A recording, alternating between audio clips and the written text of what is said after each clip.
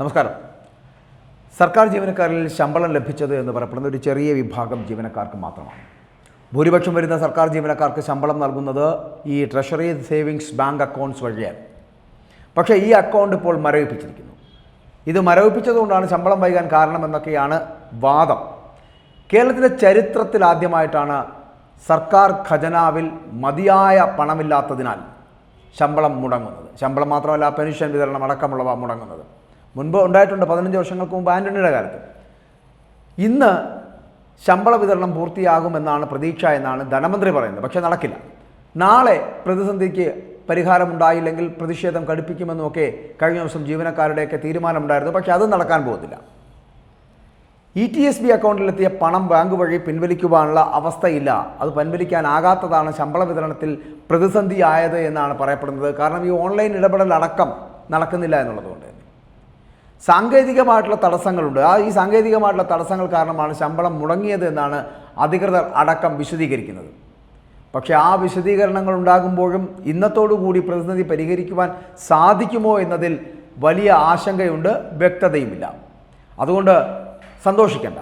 Treasury savings bank account, അതായത് TSB വഴി ആ അക്കൗണ്ടിലൂടെ ശമ്പളം വാങ്ങുന്ന ഒരു വിഭാഗം ജീവനക്കാർക്ക് ഫെബ്രുവരിയിലെ ശമ്പളം എന്ന് പറയപ്പെടുന്നത് ലഭിച്ചിട്ടുണ്ട്.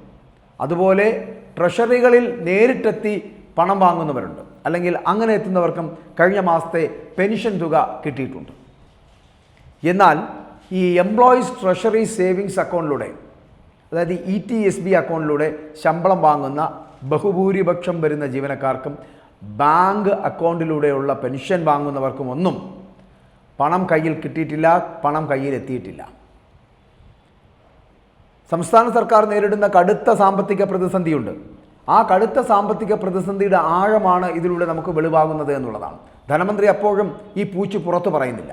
സംസ്ഥാനം നേരിടുന്ന സാമ്പത്തിക പ്രതിസന്ധിയുമായി ബന്ധപ്പെട്ട ചർച്ചകളിലൊക്കെ ഖജനാവിൽ നിന്നും സർക്കാർ ജീവനക്കാരുടെ ശമ്പളത്തിനുമൊപ്പം പെൻഷനുമായി ചെലവിടുന്ന തുക, ആ തുകയെക്കുറിച്ച് പൊതുവേ പല തരത്തിലുള്ള വിമർശനങ്ങൾ ഉയർന്നു വരാറുണ്ട്.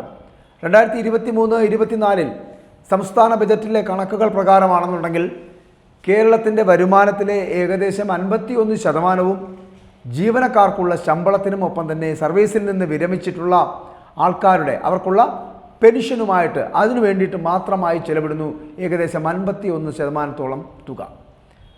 ട്രഷറിയിലേക്ക് പണമെത്തിക്കുവാൻ തിരക്കിട്ട നീക്കം ഇപ്പോൾ നടത്തുന്നുണ്ട് എങ്കിൽ കൂടിയും അതൊന്നും ഫലപ്രാപ്തിയിലെത്തിയില്ല. പണമെത്തിക്കുവാൻ പൊതുമേഖലാ സ്ഥാപനങ്ങൾക്ക് സർക്കാർ വലിയ നിർദ്ദേശം നൽകിയിട്ടുണ്ടെന്ന് പറയുന്നുണ്ട്. പക്ഷെ അതൊന്നും നടക്കുന്നില്ല. ലാഭവിഹിതവും നീക്കിയിരിപ്പും ഒക്കെ ട്രഷറിയിൽ നിക്ഷേപിക്കണമെന്നുള്ളതാണ് സർക്കാരിൻ്റെ ഒരു നിർദ്ദേശമെന്ന് പറയപ്പെടുന്നത്. അതും നടപ്പിലാക്കുന്നില്ല. അതേസമയം മുഖ്യമന്ത്രിയും മന്ത്രിമാരും അടക്കമുള്ളവർക്ക് ശമ്പളം കൃത്യം 1-ാം തീയതി തന്നെ ലഭിക്കുകയും ചെയ്തു. സേവിങ്സ് ബാങ്ക് അക്കൗണ്ട് വഴിയാണ് ഇവർക്ക് ശമ്പളം ലഭിക്കുന്നത്. ഈ ശമ്പളം എത്തുകയും ചെയ്തിട്ടുണ്ട്, അവർ നേടുകയും ചെയ്തിട്ടുണ്ട്, സാധാരണക്കാരൻ വഴിയിലാവുകയും ചെയ്തിട്ടുണ്ട്. ട്രഷറി സേവിങ്സ് ബാങ്ക് അക്കൗണ്ട് വഴി പണം പിൻവലിക്കുന്ന തടസ്സമില്ലാത്തതാണ് ഇതിന് കാരണം. 2023-24 സാമ്പത്തിക വർഷത്തിലേക്ക് ഈ സർക്കാർ ജീവനക്കാരുടെ ശമ്പളം ഒപ്പം തന്നെ പെൻഷൻ എന്നിവയ്ക്കായിട്ട് മൊത്തം ഏകദേശം 68,282 കോടി രൂപയാണ് കഴിഞ്ഞ ബജറ്റിൽ നീക്കിവച്ചിരുന്നത്.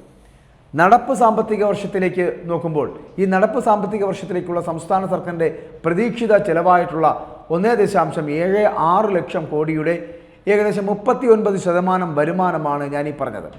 അതായത് സംസ്ഥാന ഖജനാവിൽ നിന്നും ചെലവിടുന്ന ഓരോ 100 രൂപയിലും ആ 100 രൂപയിൽ 40 രൂപയും ശമ്പളത്തിനും പെൻഷനും വേണ്ടിയാണ് എന്ന് സാരം.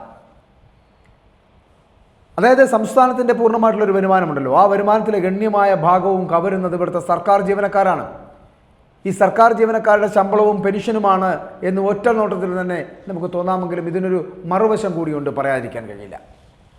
സർക്കാർ ജീവനക്കാരുടെയും സർവീസിൽ നിന്ന് വിരമിച്ചവരുടെയും കൈവശം, അവരുടെ കൈവശം എത്തുന്ന ശമ്പളവും പെൻഷനുമാണ് കേരളത്തിൻ്റെ വിപണിയെയും അതിലൂടെ സമ്പദ്ഘടനയെയും ചലിപ്പിക്കുന്നത് എന്ന് വേണമെങ്കിൽ പറയാം. അതിലൊരു മുഖ്യ പങ്ക് വഹിക്കുന്നുണ്ട്. വിവിധ ആവശ്യങ്ങൾക്കും മറ്റുമായിട്ട് കൈവശമെത്തുന്ന പണത്തിൻ്റെ ബഹുഭൂരിപക്ഷം ഇവർ സംസ്ഥാനത്ത് തന്നെ സംസ്ഥാനത്ത് തന്നെയാണ് ചിലവഴിക്കുന്നത് എന്ന് തന്നെയാണ് പറയാൻ കഴിയുന്നത്. പക്ഷേ വേറൊരു കാര്യം, ഇത്തരത്തിൽ സർക്കാർ ജീവനക്കാർ പണം ചെലവഴിക്കുന്നതിൻ്റെ ഏറ്റവും വലിയ പ്രയോജനം ഉണ്ടാകുന്നത് വഴിയോര കച്ചവടക്കാർ അടക്കമുള്ളവർക്കാണ്. ഈ വഴിയോര കച്ചവടക്കാർ മുതൽ വമ്പൻ ഷോപ്പിംഗ് കേന്ദ്രങ്ങൾ വരെ അവർക്ക് വരെ ഇതിൻ്റെ ഒരു ശതമാനം ലഭിക്കുന്നുണ്ട്. KSFE ചിട്ടി മുതൽ സഹകരണ ബാങ്കുകളിലേക്ക് എത്തുന്ന നിക്ഷേപം, ഇവിടെയൊക്കെ പരോക്ഷമായിട്ട് സൃഷ്ടിക്കപ്പെടുന്ന ഒരു തൊഴിലവസരങ്ങളുണ്ട് ഇതിലൂടെ. ഇത്തരത്തിൽ സർക്കാർ ജീവനക്കാരുടെ ശമ്പളത്തിലൂടെയും പെൻഷനിലൂടെയും വിപണിയെ ഉണർത്താൻ കഴിയുന്നു. അല്ലെങ്കിൽ വിപണിയിലേക്ക് എത്തുന്ന പണത്തിൻ്റെ ഒരു ഭാഗം നികുതി ഇനത്തിൽ സർക്കാരിൻ്റെ ഖജനാവിലേക്ക് തന്നെ തിരികെ എത്തുന്നുണ്ട്, മടങ്ങി വരുന്നുണ്ട് എന്ന് വേണമെങ്കിൽ പറയാം. ചുരുക്കത്തിൽ സംസ്ഥാനത്തിൻ്റെ സമ്പദ്ഘടനയിലേക്ക് ഈ സർക്കാർ ജീവനക്കാരുടെ ശമ്പളവും അല്ലെങ്കിൽ പെൻഷൻ നൽകുന്ന ജീവനക്കാരുടെ പെൻഷനും അവരുടെ സംഭാവന ചെറുതല്ല എന്ന് നമുക്ക് പറയേണ്ടി വരും. പക്ഷേ അതിനപ്പുറം തന്നെ സംസ്ഥാന സർക്കാരിൻ്റെ അല്ലെങ്കിൽ കേരളത്തിൻ്റെ വരുമാനത്തിൻ്റെ 51% ഈ സർക്കാർ ജീവനക്കാരുടെ പെൻഷൻകാരുടെ ശമ്പളത്തിനും പെൻഷനുമായി മാറ്റിവെച്ചാൽ അത് കേരളത്തിലെ സർക്കാരിനെ മാത്രമല്ല, കേരളം എന്ന് പറയുന്ന സംസ്ഥാനത്ത് തന്നെ കടക്കണിയിലേക്ക് എത്തിക്കുമെന്നുള്ള കാര്യത്തിലും സംശയമില്ല. ജീവനക്കാർക്ക് ഇത്രയും വലിയ ആനുകൂല്യങ്ങൾ നൽകേണ്ടതുണ്ടോ എന്ന് സർക്കാർ തീരുമാനിക്കണം. ആർക്കൊക്കെയാണ് അത്തരത്തിലുള്ള ആനുകൂല്യങ്ങൾ കൂട്ടിക്കൊടുക്കേണ്ടത് എന്ന് ആദ്യം ചിന്തിക്കണം. ഇവിടെ ക്ലാസ് 4 ജീവനക്കാർക്കോ അല്ലെങ്കിൽ അതിന് താഴെ തട്ടുള്ളവർക്കോ എന്നും ശമ്പളത്തിൽ വർധനവുകൾ വലിയ കാര്യമായിട്ടുണ്ടാകുന്നില്ല. എന്നാൽ ഉണ്ടാകുന്നത് ലക്ഷക്കണക്കിന് രൂപ ശമ്പളം ലഭിക്കുന്നത് ഇവിടുത്തെ IAS തലങ്ങളിൽ നിന്ന് വരുന്നവർക്കാണ്. പഠിച്ചു പാസ്സായി എത്തി എന്നുള്ള കാര്യത്തിൽ സംശയമില്ല. പക്ഷേ വെറുതെ ഇരുന്ന് AC അടിയിൽ ഒപ്പിട്ട് തള്ളുന്നു എന്ന് പറയപ്പെടുന്ന സാധാരണക്കാരൻ്റെ ഒരു വാചകമുണ്ടല്ലോ, അങ്ങനെയുള്ളവർക്ക് ഇത്രയും വലിയ പണമൊക്കെ കൊടുത്ത് 3 ലക്ഷവും 4 ലക്ഷവും ഒക്കെ പണം കൊടുത്ത് അധിക ചിലവ് വരുത്തേണ്ട ആവശ്യമുണ്ടോ എന്ന് സർക്കാർ ചിന്തിക്കേണ്ടതുണ്ട്. അങ്ങനെ ലക്ഷങ്ങൾ ശമ്പളം കൊടുത്ത് വെള്ളാനകളാക്കി മാറ്റുന്ന തരത്തിലുള്ള ഒട്ടനവധി പേർ ഈ സർക്കാരിൻ്റെ സ്ഥാപനങ്ങളിൽ ഇന്നും ഇരുന്ന് ജീവിക്കുന്നുണ്ട് എന്നുള്ള കാര്യത്തിൽ സംശയമില്ല. അവരെ തിരിച്ചറിയുക. അതുപോലുള്ള ദുഷ്ചിലവുകളെ ഇല്ലാതാക്കിയാൽ സർക്കാരിന് ഒരു പരിധിവരെ പിടിച്ചു നിൽക്കാൻ പറ്റും.